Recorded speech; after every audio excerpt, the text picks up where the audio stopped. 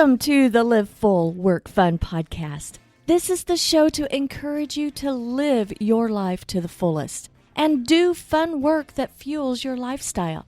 Hi, I'm your host, Gayla Scrivener. Every week, you'll be introduced to amazing guests, useful resources, and inspirational stories. You'll discover opportunities and perspectives to shape your version of living full and working fun.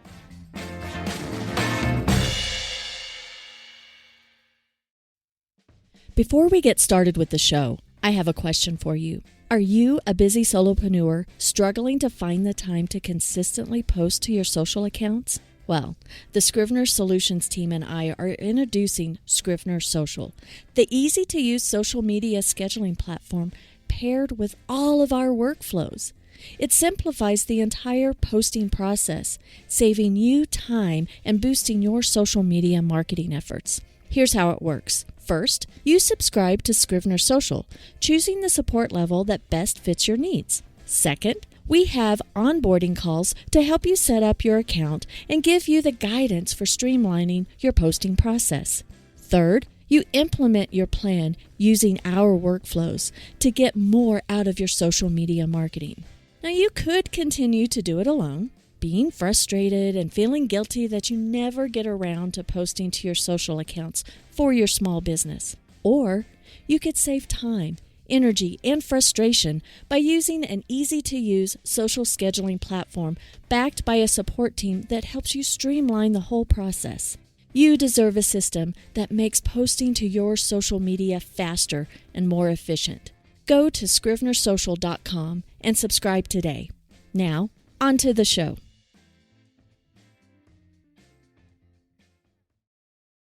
This episode marks the second of our series where Fran and I discuss the 4 key elements that all marketing plans should incorporate: a website, consistent core content or an authority piece, social media, and email. Each of these components has a unique role and works in harmony to amplify your message. In this series, Fran and I are covering each component separately. Today, our focus is the importance of publishing a consistent or authority piece of content, whether it be a blog, podcast, or video. Hi there and welcome. This is the show where we explore topics that help you create your lifestyle to live full and work fun. I'm Gayla Scrivener, joined by my co-host, Fran Groesbeck. Hi, Fran. Hey, Gayla. I'm ready to go today. Yay! Well, we have been in the midst of this marketing series because you and I both know that we don't necessarily have to run a business or create a business just to have a full life. But for us, that's what we wanted to do, to create the lifestyle that we wanted. That included creating a business. And we happen to be in marketing, and we know how important marketing is. From my experience, there's 4 pieces of the puzzle we talked about that needs to be in place for marketing. This is probably the one we're going to touch on today. It's probably one of the most important. Like you said, everybody has to find their path. But if you are a solopreneur or someone who is wanting to start their own business, I would say at the core of that is you want to help someone, either through a product or service. You want to do something different. You want to help others, right? Well, how are you going to help them if they don't know what you know? If they don't know what makes you different or what your specific knowledge is that makes your product or service a little different, even if it's just at how you live and who your core values are, and that's what would make them connect with you. This piece of the puzzle is really critical to small business owners, and because it will feed all the other parts of the puzzle. It does. And what we're talking about today is the expert piece or consistent core piece of content. And to break that down, what we're talking about is either a blog post, a podcast, or a video. And it just depends on what you want to do. But I suggest picking one of the 3. And then you can focus on that one and then get your topics down. But let's dive into talking about the different forms, the pros and cons maybe of each. I'm sorry. No, you go ahead. I love that you talk about all the other pieces of the puzzle have very specific platforms, ways to deliver them, ways to use them, analytics, etc. This piece to understand the three different formats and help others find what's right for them, what resonates with them, what works for them is great. If you're going to be on social, you are forced to work within the parameters of characters, etc., of Facebook, Instagram, Twitter, or sorry, X. But in here, find the one that fits for you. You could do all of them if you have the time. Find the one that fits you, your personality, your comfort zone, and knock it out of the park. Well, when I'm first, and I primarily work with thought leaders, coaches, consultants, speakers, and we are sharing their philosophies, their expertise, and some how-tos, tips, tricks, whatever that is to help solve a problem. You touched on that. Businesses exist to solve a problem.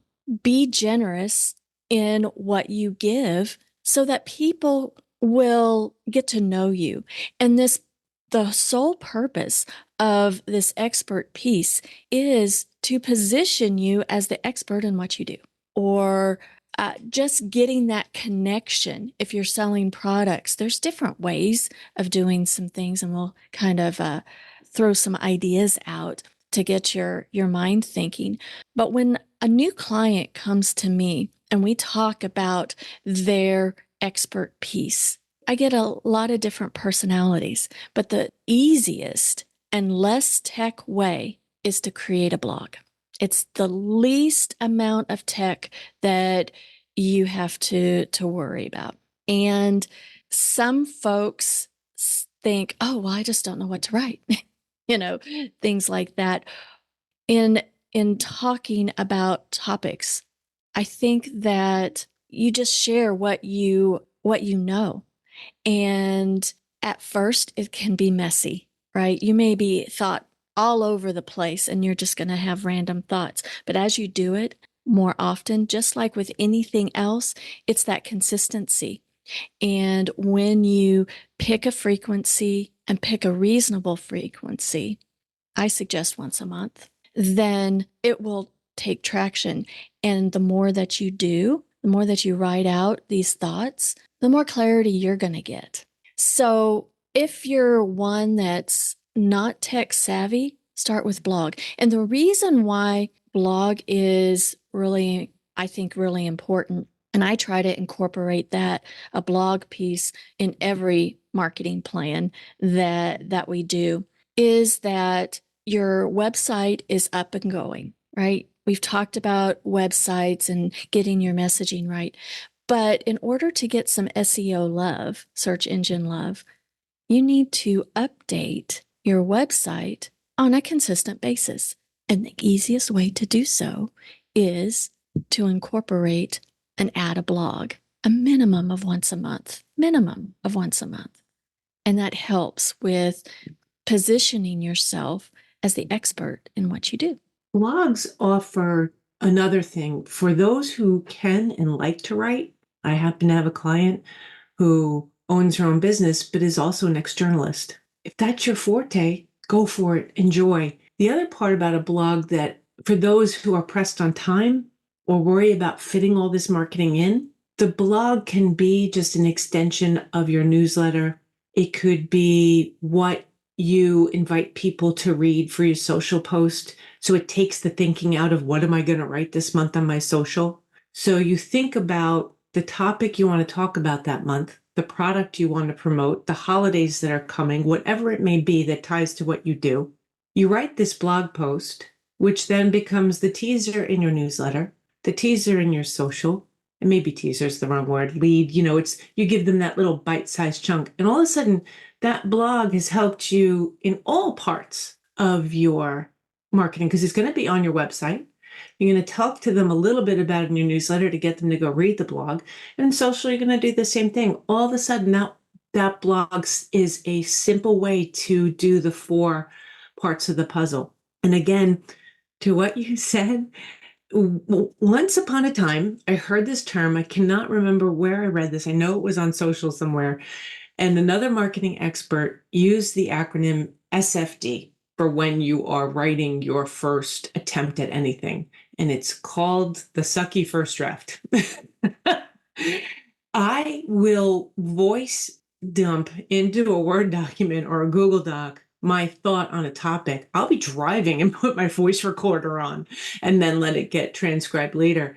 Don't worry about writing the perfect blog to start. Just dump the idea out. Let it sit, let it percolate, and then go back to it and fine tune it and write it. You'll find the less pressure you put on yourself, the better it will flow. Absolutely. Now, to go into that a little bit more on picking topics, a great resource if you're out networking, like you have a local alliance that you network in. I have a local networking group that I network in. And sometimes people ask you questions like, oh, well, that's a good topic. And keep those nuggets. Write those nuggets down. If people are asking you questions about what you do or how this or whatever, that is a perfect topic to talk about. So if you're adverse to tech or if you're just short on time and you just need to just get started, my suggestion is doing blog. It's not dead. It is really helps your website out to have new and original content on your website.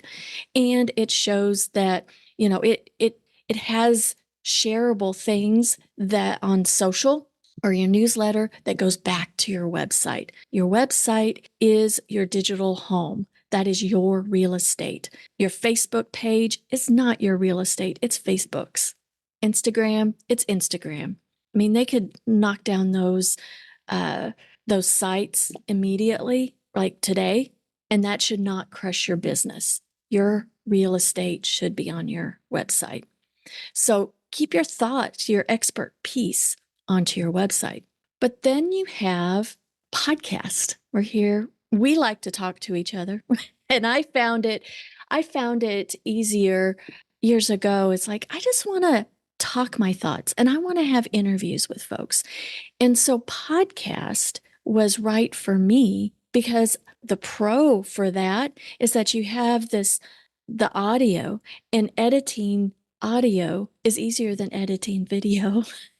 and we don't have to, I can be out anywhere and do a podcast and not worry about my background and stuff like that. Even though you and I can see each other right now, we don't share the video frequently. I don't want to be stressed about that.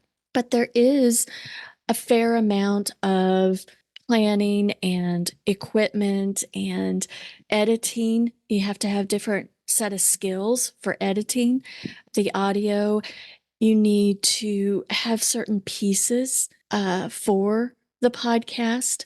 There's syndication software that you need. We happen to use Libsyn that you sign up for, and there is a membership, a subscription that you have to have so that your podcast goes to all the places. For example, you cannot directly upload a podcast to iTunes. It has to come from a syndication place like Libsyn, but there's a lot of different tools out there. I just happen to use Libsyn.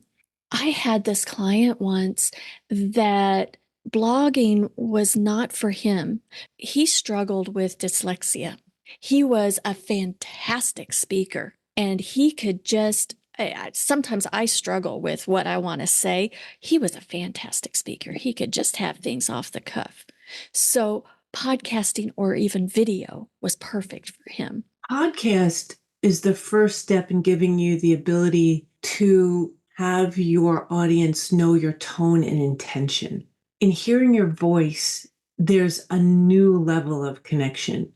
You can't get tone and intention in any of the other methods where it's just print and reading, because the reader is going to impart their way of thinking on that. There's nothing wrong. That's how we all exist as human beings. For them to truly learn and know who you are, that's where a podcast takes that first step before they meet you. If they have never met you, learning who you really are and what your tone and intention, and really taking connection to the next level. You have this opportunity to really explain your thoughts. Sometimes writing a thought down in a blog or a post, you can't get so wordy that you lose them. Whereas in a podcast, you can explain it a little more. And if you have a guest or a co-host where you are on the same page, you can both explore it together. I love I love when you have a guest on and it's a specific question or topic, and together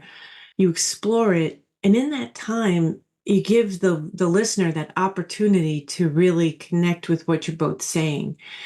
And I think that's the big difference maker with podcast. It does come with, as you mentioned, a bigger time and resource part of the puzzle. And I think that's what's interesting about these three, is that as you grow in the potential to connect, you grow in the potential, in the amount of time and resources that it takes. Now you can hire companies and you can have partners, but you do have to understand that even listening to these podcasts, it takes a long time to even just schedule them and record them and edit them. And it's not about thinking about the topics. Topics come pretty easily, but it's the building out of the content. So as you grow in connection, you grow in time and resources, but it's worth it if you have the avenue and the ability to do so. Well, a podcast, I think this is so relevant that we have the capability to create our own newspaper, our own radio station,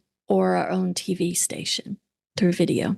And I love, there's so many different podcasts. I went to a podcast movement, which is just this huge conference surrounding by podcasts. And I didn't know there were so many different genres. And it's going, some of these for podcasting goes back to the old radio stories.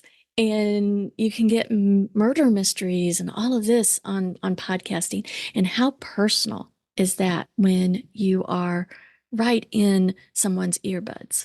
I mean, that you are in their head, literally. And I think it's a great avenue to build community, because the podcast listeners you get, they find each other. If you think about like the ones that are based on more of that radio-esque murder mystery, they find each other. And it is a more significant form of connection. In my family, we listen to podcasts like people listen to the radio. It's sometimes, depending on the podcast, it can be the white noise. The other thing that podcasts give you the ability to do, unlike radio and other formats, like television, you could just listen to the episode that resonates with you. It's a great way to get introduced to new people, new ideas, and they're so easy to access. We have gotten a world where some media and some avenues, it's almost restricted to get connected. Podcasts are open. And I know I love talking to people and asking them what podcasts they listen to, which gives me insight into them. Even in my own family with my own children, I just found out my one son loves to listen to and absorb political streams. He's trying to understand. He's a young adult who has, who takes voting and politics very seriously, and he's listening and absorbing. And I admire that so much.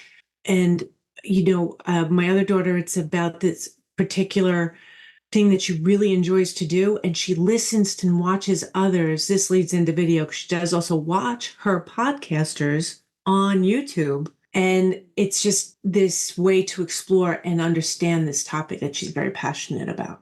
Well, let's dive into video. Video, of the three, is the most labor intensive.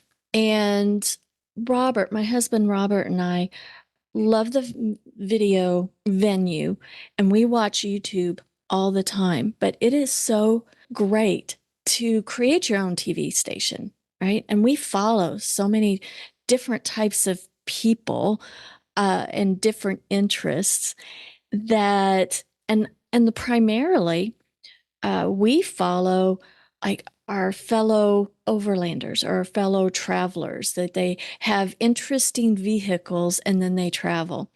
One gentleman that we have been following for the last, I think, 5, 6 years is it's Venture Forward, and he has been overlanding or been living out of his vehicle for the last 5, 6 years and has been producing a weekly video, and it's his travel log every single week. And if he's going to be gone, like he's taking a break because he's with family for the holidays, he says, hey, the next 2 weeks, I'm going to have this. But he has been able to create his lifestyle business with his channel, and he gets advertising. He has sponsors. He has Patreons.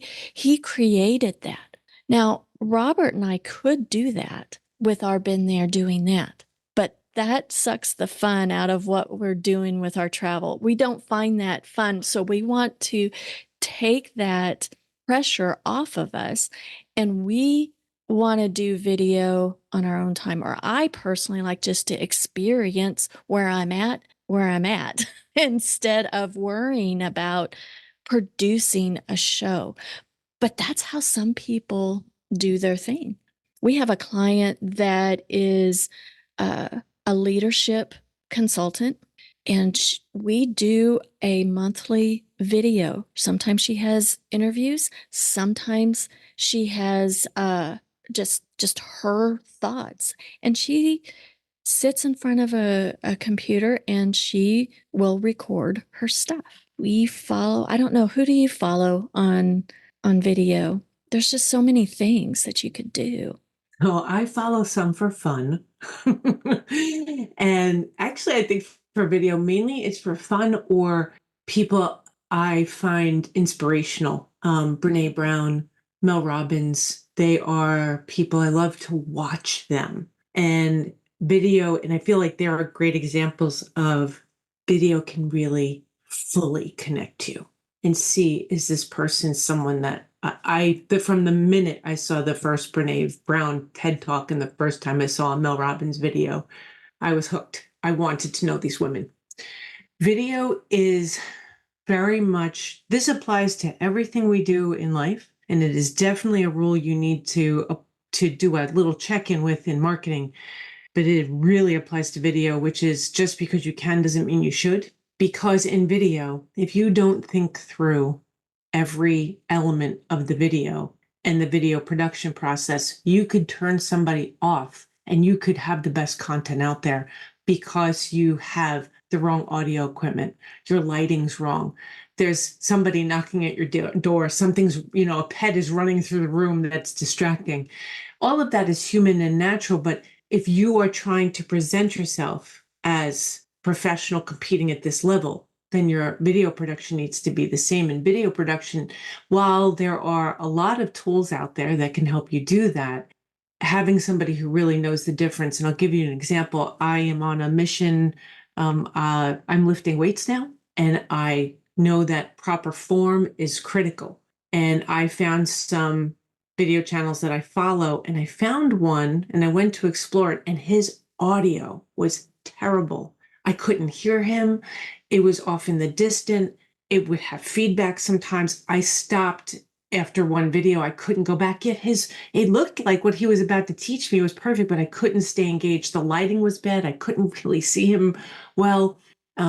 It's really important to pay attention to those details if you're going to do video, because as with all marketing, anytime there's a distraction, you're taking the mind away from what you want them to focus on. So this is a distraction, bringing them off to the side and then wondering, wait, I can't hear them. Wait, I can't see them. Wait, what am I looking at? They haven't heard you for all those seconds. They're thinking those thoughts. So you want to eliminate all distractions and make sure that the video properly reflects. It doesn't have to be, a studio production, but it should be the best you can offer with the right and eliminate all the distractions. Video has the potential for a lot of distractions, so you need to make sure you do it right. And the bar keeps getting set higher and higher and higher, so that if people were to follow you or to engage in your videos, and the number one place to post is on YouTube, and that's where you can have your followers. And in fact, YouTube several months ago has a new column for podcast. And it's all it is a playlist that they call podcast. But the thing is, so you can produce a podcast with video or without video. This podcast goes to YouTube automatically from Libsyn, and it has for years. But now YouTube has it in its own little podcast playlist on my YouTube account. Been there doing that. Robert and I had been there doing that podcast at one time, but it sucked the fun out of what we were doing, and we wanted to do it as a travel log and whenever we wanted to. So we chose to take it out of Libsyn and have it on YouTube. And then if we want to do another podcast episode for our travel log, we are not in it to make money or earn a living from our travel escapades. It's mainly just for our friends and family and just for us having fun. We can do that for free on YouTube, but it's not on any of the other sites. It's not on iTunes. So if you're doing it as a part of your business, I would suggest podcasting through a syndication, and you can include it on YouTube. YouTube for video, you touched on a very, very good point. The bar is up higher. You need to be aware. You need to be aware of microphones and sound quality for podcasts. But video, you also have to worry about lighting and the steadiness. Like for travel videos, for example, if you don't have a gimbal that steadies the video, it makes it hard to watch. If you don't have a microphone that can pick up from a distance from the camera, you're in a world of hurt, and it just makes the whole thing harder. And a lot of times, when you get into the editing part of it, a lot of times the video is not just one video. It's a series of several clips, or it's a production. So there is an element of complexity. Now, you could hire that out or you could do it yourself.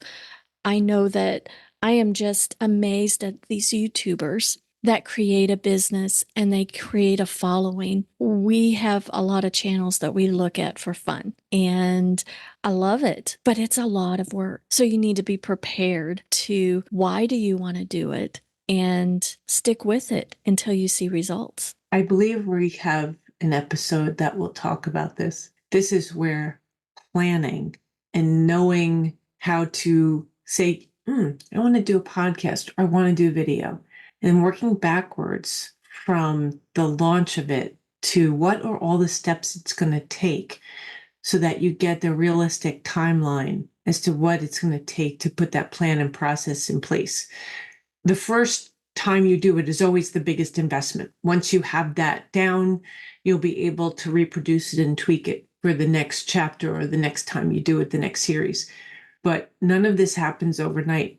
Blogs takes the least, and then it goes increasing from there to podcasts to video because of the different requirements. But all of them require just a little bit of planning, and processes will make all of this so much easier and so much better. Yes, definitely. And what I do for all of our clients, if we have a podcaster client or a video client, that's their core piece, my team and I always pull that topic from that episode, or from the episode of the video or the podcast, and create a blog post. And so a lot of times embed either that video or that audio, because it goes back to the SEO love on your own website. And there are tools out there that can help you pull the transcripts, or you already have the notes for your podcast, and you can you can create a formula of what you would have in that blog post. You don't have to have the entire transcript, right? You can just pull out key components and be able to reference other resources, and it feeds your channels, all of them. It's all interconnected. So, Fran, do you have any closing thoughts about the key For expertise, expertise? don't feel you have to do anything. Do the one that feels right for you. If you're not sure, start with the blog. If you know you're ready, go to podcast and video. Do what feels right for you. Do not look at everything else out there and go, well, they're doing an hour or they're doing this. Whatever you do is right for you. And it's okay to start wherever you need to start. And from a marketing perspective, as you just touched on, make sure everything drives back to your website where they can really engage your space and who you are. I love that. I know that you work in cookware and you have for a long, long time, but I love that there's so many things that you could do with product that, like with cookware, you could have a tips or a recipe type of blog or a little cook show that you host yourself. Just something, whether it's video blog or podcast, whether it's a product. I mean, it depends on your business model. A lot of YouTubers have, they may have affiliate programs, or you really need to tune into and do what's right for your business model. I agree 100%. It's funny you bring up cookware because cookware as a challenging product, you're not going to create a square pan, although it has been tried. I know. My parents bought one, but they don't use it. Of course, there's square griddles out there, but that's a different animal. I should say you can't make a square saucepan or a square stock pot. People have tried. Sometimes we're too close to our products and we're too close to what we want to say. Just take a breath and keep it simple. I love that, Gayla. Think of a question. How do you pick the right piece of cookware? What's funny is about that question is it wouldn't be the answer you would expect. Do the same for your products. Ask a question. And I love we recorded an episode and we talked about if someone asks you a question, use that as an inspiration. Use it here again. Whether you're at a networking group, you're at a meeting, you're at a trade show, wherever you are, and someone comes, or even just in the store, someone asks you what you're doing, what you do for a living, and they ask you a question. If that person is asking, there's probably dozens more asking the same question. So use it as a topic and use it as a feeder way to build this connection and audience. I think we should continue this conversation over in Facebook. What about you? I agree. Let's go over to the Live Full Work Fun Facebook group. I'd love to hear your biggest takeaway from today's show. Are you one to do blogging or podcasting or video? Do you have questions about any one of those venues? Fran and I can give you just practical advice and what happens or what's necessary in production of any of those three. So I'd love to see you guys in the Live Full Work Fun Facebook group. Thanks again for listening, and until next time, have a fantastic week. Live full, work fun. This episode has been brought to you by Scrivener Social, the easy-to-use social scheduling platform built for the busy solopreneur. You deserve a system that makes posting to your social media faster and more efficient. Go to scrivenersocial.com and subscribe today.